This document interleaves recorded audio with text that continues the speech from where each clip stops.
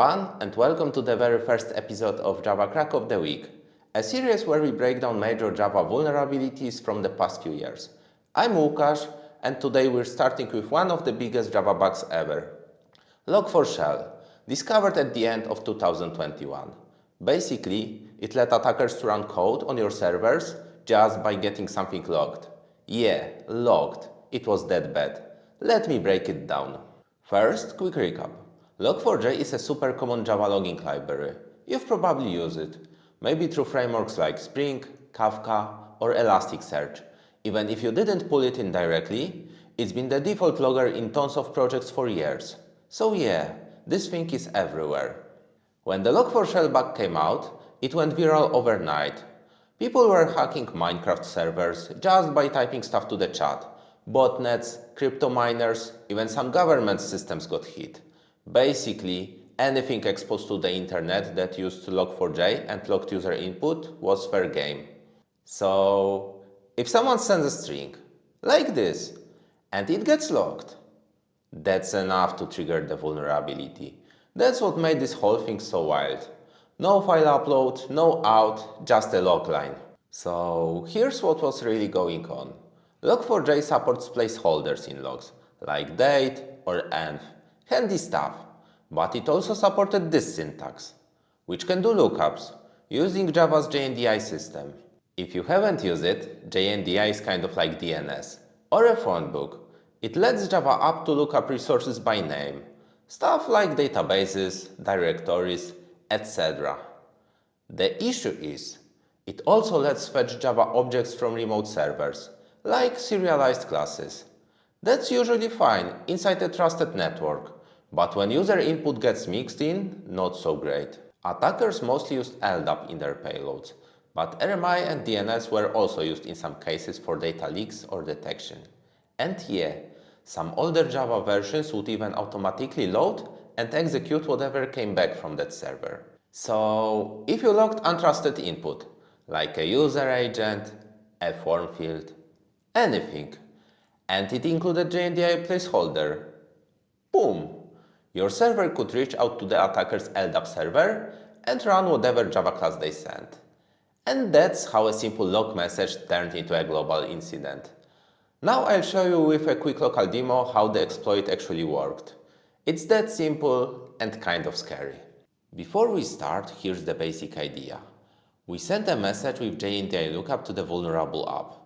That app logs our input using Log4j. Log4j resolves JNDI placeholder and makes a network call to the attacker-controlled LDAP server. LDAP replies, "Hey, go grab this class from my HTTP server." The app downloads the class and runs it, just like that. Yep, that's full remote code execution, all from logging a bad string. Now let me show you what I've set up in IntelliJ. It's just three components. A vulnerable app. It's a Spring Boot app that listens on feedback and it prints the message field using Log4j in version 2.14.1, which is one of the vulnerable versions. Additionally, it has enabled JNDI LDAP object trust URL codebase, just like it was done by default in older Java versions. Thanks to this property, we're allowed to load remote classes via LDAP. The next component is malicious LDAP server. It's built on Marshall-sec repository. It's a fake LDAP server that provides reference to our exploit server. The next component is exploit server, which just serves our exploit class. And our exploit class just prints a message and shuts down the application. And everything is wired together using Docker Compose. Alright, let's bring everything up with Docker Compose.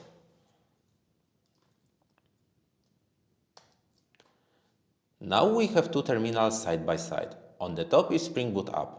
On the bottom I will be sent crafted request with JNDI lookup. You'll see exploit reach our application and JVM shuts down because our exploit called system exit. And that's full remote code execution, all from just getting a string logged. So, which versions of Log4j were actually vulnerable? Any app using Log4J in version 2.0 beta 9 through 2.14.1 was at risk. Apache released a quick patch, 2.15.0, but it didn't cover all the edge cases. So they released 2.16.0, which disables JNDI completely. Then they introduced 2.17.0, which covers another denial of service issue. Basically, if you're on anything older than 2.17.1, you should update. Here's what this whole mess taught us. Don't assume logging is harmless. If you're logging untrusted input, treat it like any other dangerous surface. Keep your dependencies up to date. Seriously, even if it's just logging. Know what features your libraries enable by default. JNDI lookup? Probably not something most of us ever needed. And finally, think about egress. If your app has no reason to reach out the internet, maybe it shouldn't be allowed to. Alright, that was Log4Shell in a nutshell. If you learned something new, give it a thumbs up, maybe subscribe, and definitely let me know in the comments. Thanks for watching.